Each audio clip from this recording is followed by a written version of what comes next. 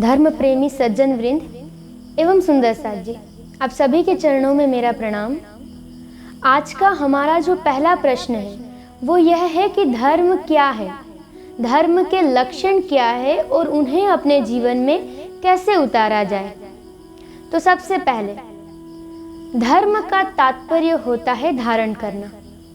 आज सामान्य रूप से हम देखते हैं कि जो भी कोई सांप्रदायिक मतभेद के कारण हम कहीं ना कहीं विवादों में पड़े रहते हैं, वो होता है पथ के साथ जुड़ना।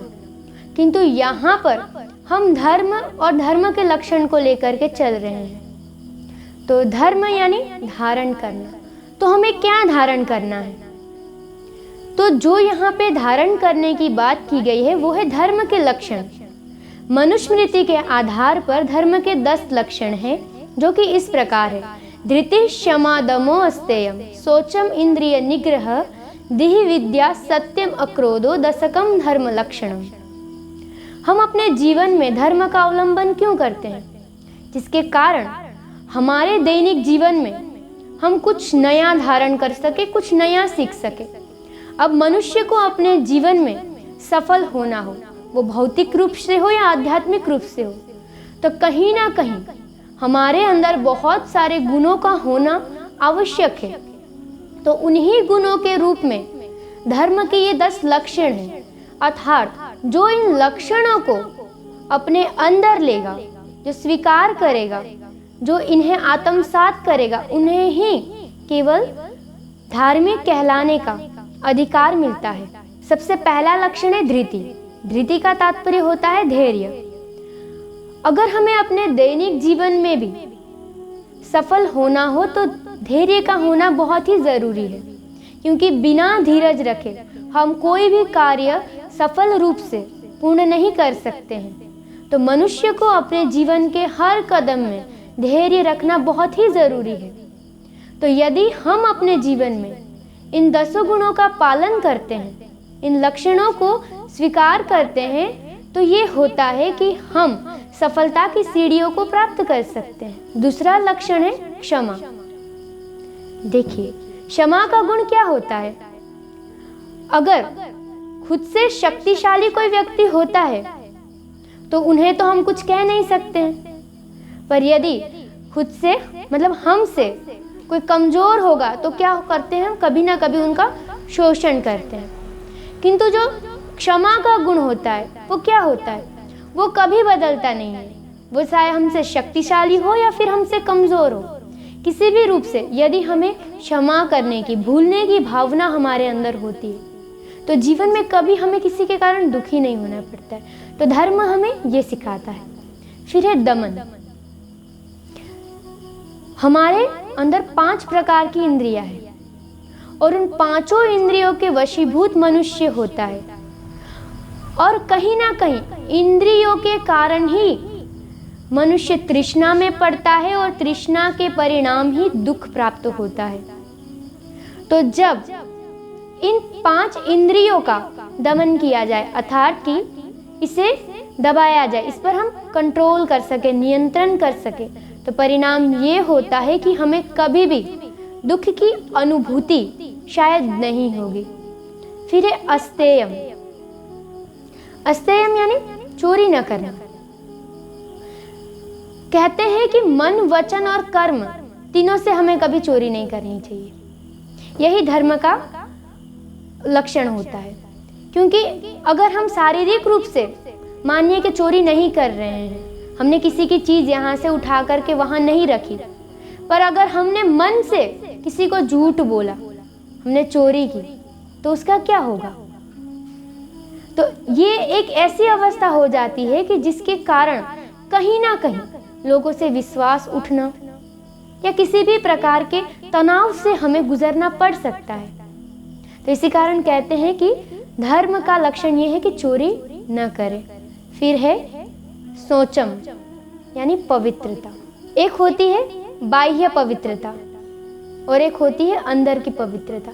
बाह्य की पवित्रता जो होती है उस पर तो सब ध्यान देते हैं कि अपने शरीर को शुद्ध किया, 2 टाइम नहा लिया, 3 टाइम नहा लिया, या फिर अच्छे से प्रोडक्ट यूज़ कर लिए अपने ऊपर, किंतु क्या कभी अपने अंदर की स्वच्छता पर हमने विचार किया है कि हम अंदर से, मन से कितने शुद्ध है या नहीं है?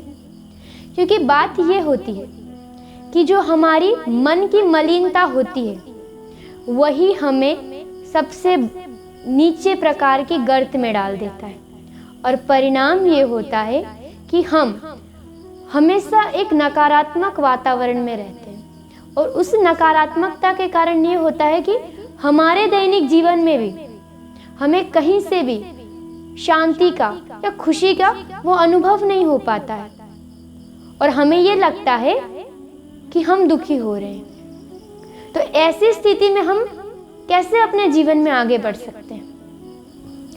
कहते हैं कि हम अपने मन में जो सोचते हैं सबसे पहले हम वो बनते हैं। तो अगर मन में ही मलिनता हो, मन में ही गंदगी भरी हो, मन में ही पवित्रता ना हो, तो फिर कैसे हम अपने वातावरण को शुद्ध रख सकते हैं, या हम खुद अपने जीवन को शुद्धता और पवित्रता की ओर ले जा सकते हैं? इसीलिए धर्म के लक्षण में हमें सोच यानी पवित्रता रखनी चाहिए, ये कहा गया है। फिर है इंद्रिय निग्रह, कि अपने इंद्रियों पर निग्रह करना है। ये जो हमने आगे दमन की बात की, ये दमन के साथ जुड़ता है। इस प्रकार की दो प्रकार की बात होती है, एक दमन होता है और एक शमन होता है। दमन तो हम दबा देते हैं, जैसे कि एक डायबिटीज पेशेंट होते हैं, उनको मिठाई खाने को मना किया जाता है, तो वो सामने से तो कहेंगे ठीक है मैं नहीं खाऊंगी, पर बाद में क्या होता है, जब घर में कोई नहीं होता है तो छुपके से खा लेते हैं या पहले से ही छुपा के रखते हैं। ये सारी जो प्रवृत्ति होती है ना, वो दमन में आती है, कि जब हम दमन करते हैं उस चीज को क्या करते हैं, प्रेस करने की कोशिश करते हैं। पर एक होता है शमन, जो हमें इंद्रिय निग्रह कहा गया है, कि धीरे धीरे उस चीज से हमें बाहर निकलना है। जब हम कोई भी कार्य एक ही दिन में करने की कोशिश करेंगे तो वो शायद पूरा नहीं हो सकता है, क्योंकि हमारी जो दैनिक आदतें होती है वो हमारा पीछा इतनी जल्दी नहीं छोड़ती। तो इंद्रिय निग्रह इसीलिए कहा गया है कि दमन से ज़्यादा अच्छा होता है शमन करना, कि धीरे धीरे उन चीज़ों से परे होना। तो अंतिम में जाके ये होता है कि हम उन आदतों से बाहर आ जाते हैं। फिर कहा है दीह यानी बुद्धि। बुद्धि तो सबके अंदर होती है, और मनुष्य तो अपनी बुद्धि के कारण ही सर्वश्रेष्ठ माना जाता है, किंतु यहाँ पे जो दीह की बात की गई है वो शुद्ध बुद्धि से होता है। इस संसार में जितने भी मनुष्य हैं, बुद्धि तो सबके पास है, किंतु शुद्ध बुद्धि किसको कहते हैं? जिसके चिंतन और मनन अच्छे हो, पवित्र हो, जिसमें सकारात्मकता बनी रहती हो। अगर अपनी बुद्धि को हमें शुद्ध करना है तो आगे हमने जितने लक्षणों की बात की है उसे सबसे पहले आत्मसात करना होगा, और जब उस वातावरण में हम बने रहेंगे निरंतर कुछ समय तक, तब जाकर के हमारी बुद्धि भी शुद्ध होती है, और उस शुद्ध बुद्धि के परिणाम हमें क्या प्राप्त होता है? विद्या। दो प्रकार की विद्या होती है, एक तो भौतिक विद्या और एक आध्यात्मिक विद्या। भौतिक विद्या तो अपने जीवन में हर कोई प्राप्त करता है, किंतु ये जो अध्यात्म का सागर है, इसमें डूबना या इसमें अड़खेलिया करना, उसके लिए शुद्ध बुद्धि की, दीह की जरूरत होती है। इसीलिए दीह के बाद विद्या का वर्णन किया गया है। फिर कहा गया है सत्यम। हम कहते हैं ना कि सत्य बोलना चाहिए। अब सत्य की परिभाषा स्थितियों के अनुसार होती है। धर्म ये नहीं कहती कि आप किसी का हिंसा कह करके आप सत्य बोलिए। कभी स्थिति ऐसी हो जाती है कि कोई निर्दयी जीव के कारण अगर किसी मासूम भोले भाले जीव का हमें बचाव करना हो तो वहां पर हमें झूठ बोलना चाहिए। तो वो झूठ भी हमारे लिए उस समय के लिए क्या हो जाता है? सत्य हो जाता है। किंतु वो सत्य, वो जो झूठ हमने बोला, वो अपने स्वार्थ के लिए नहीं होना चाहिए, क्योंकि चाणक्य नीति का भी कथन है कि यदि हम अपने स्वार्थ के लिए एक झूठ बोलते हैं तो उस एक झूठ के पीछे हमें 1000 झूठ बोलने पड़ते हैं, और उस हजार झूठ को बनाने में जो हमारा दिमाग चलता है, तो वो हमारी शुद्ध बुद्धि का क्या करता है, हरण करता है। तो कहीं ना कहीं अगर जीवन में हम सत्य का पालन परिस्थितियों के अनुसार अपने स्वार्थ से रहित होकर के करेंगे, तो हम अपनी विवेक चक्षु को, अपनी विवेक बुद्धि को और ज्यादा जागृत कर सकते हैं। और अंत में कहा गया है अक्रोधो। ये तो सब कहते हैं गुस्सा नहीं करना चाहिए, और जब हमारे ऊपर कोई करता है तब हमें भी गुस्सा आ जाता है, और हम भी कहते हैं तुम्हें गुस्सा करने की क्या जरूरत है। पर क्यों कहा जाता है कि क्रोध नहीं करना चाहिए? क्योंकि मनुष्य बुद्धि क्या है, अपने क्षणिक सुख के लिए या अपनी क्षणिक स्वार्थ पूर्ति के लिए हमें क्रोध आ जाता है, पर उस क्रोध की शक्ति कितनी होती है शायद हम नहीं जानते। एक वैज्ञानिक रिसर्च के अनुसार कहा जाता है कि जब मनुष्य को क्रोध आता है, उस समय जो शरीर में केमिकल की प्रक्रिया होती है, अगर उसको इंजेक्ट करके निकाला जाए, और अगर उसको किसी भी प्राणी के ऊपर, मान लीजिए हमने किसी चूहे के ऊपर या किसी बंदर के ऊपर उसको प्रयोग किया जाता है, तो परिणाम ये होता है कि उस जीव की मृत्यु हो जाती है। अर्थात इतना भयंकर केमिकल रिएक्शन हमारी बॉडी में उस समय होता है। पर फिर भी इस शत्रु को हम क्या करते हैं, या तो खुद अपने पास आने देते हैं, और आ जाता है तो फिर हमें इसे झेलना पड़ता है। और झेलने के बाद सबसे बड़ी बात क्या होती है कि हमें फिर अफसोस होता है कि मैंने ये क्यों किया। पर जैसे कहावत है ना, पछताए होत क्या जब चिड़िया चुग गई खेत। तो ऐसी कुछ परिस्थितियां उत्पन्न हो जाती है। तो हमारे ऋषि मुनियों ने पहले से हमें कह दिया है कि तुम्हें क्रोध नहीं करना है। इसका परिणाम ये होता है कि क्रोध करने पर थोड़े समय के लिए बुद्धि इतनी विकृत हो जाती है कि हमें समझ में नहीं आता हम क्या करें। और अभी इस समय हम वर्तमान पत्रों में हमेशा देखते ही होंगे कि किस प्रकार की स्थिति आज के समय में क्रोध के कारण है। अगर ये आदतें अच्छी नहीं है तो फिर हम अपने जीवन में इसे क्यों हर रोज अपनाते हैं, जो कि हमें नहीं करना चाहिए।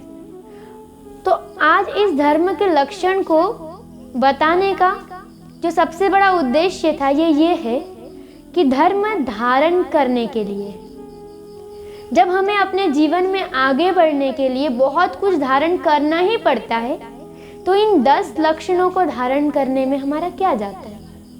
ये कोई बुरी चीजें तो है नहीं, और ये आदतें यदि हमारे जीवन में आ जाती है और हम इसे शुमार कर लेते हैं, तो कहीं ना कहीं केवल फायदा नहीं, बहुत ही बड़ा फायदा हमारा है। क्योंकि इनसे जुड़ने के बाद, इन लक्षणों को अपने जीवन में आत्मसात करने के बाद हम एक सुखमय जीवन, एक शांतिमय जीवन का अनुभव करेंगे, और कहीं ना कहीं भौतिक और आध्यात्मिक दोनों जीवन में हम उन्नति को प्राप्त करेंगे और परमात्मा के सहयोगी हम बन पाएंगे। प्रणाम जी।